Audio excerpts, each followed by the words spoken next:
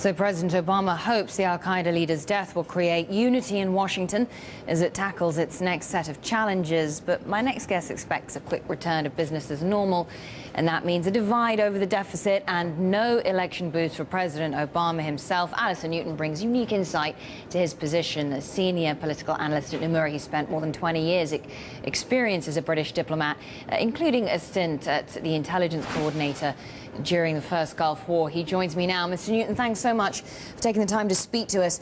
So, you know, a lot of the people, a lot of the analysts or experts I was speaking to yesterday said this was in many ways a big break for President Barack Obama, the death of Osama bin Laden, the man who'd remained at large for almost a decade now, and that it would very much shore up his domestic position. But you say no, we're not likely to see any end to this sort of polarization in Washington over the fiscal situation, the deficit.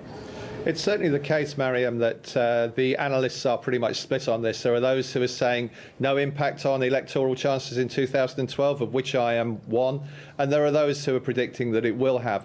I think we need to look at this very analytically indeed. Obviously, big positive wave of sentiment, understandably, yesterday. I would expect to see a significant boost in Barack Obama's opinion poll ratings, approval ratings over the short term. But we are still 18 months from that general election, and the death of Osama bin Laden is not, in my view, going to do anything to reduce the polarization which exists between Democrats and Republicans, particularly on the Hill, over key issues such as the debt ceiling, the 2012 budget, and addressing America's long-term fiscal situation, let alone the short-term. And I would expect, as you suggested in your introduction, to see a reversion to politics as normal in Washington very, very quickly indeed, despite the undoubted boost which this will give to Mr. Obama himself. OK, so a temporary boost to his popularity, but nothing that will actually translate into anything tangible in terms of his re-election or indeed the ongoing political divide in Washington. I'm wondering then, could we see things go the other way for Barack Obama if there is some sort of attack? Many people saying that now the risk of some sort of terrorist attack has gone up dramatically in the wake of bin Laden's death. Well, I think there's obviously an awful lot of water to go under the bridge between now and the 2012 elections.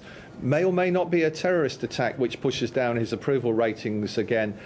Deepening frictions with China. There's a lot of concern in America today over China, perhaps more even than there is over the war on terror, under which I would have to say I think we can draw something of a line, at least in the minds of many people in America, with the demise of Osama bin Laden.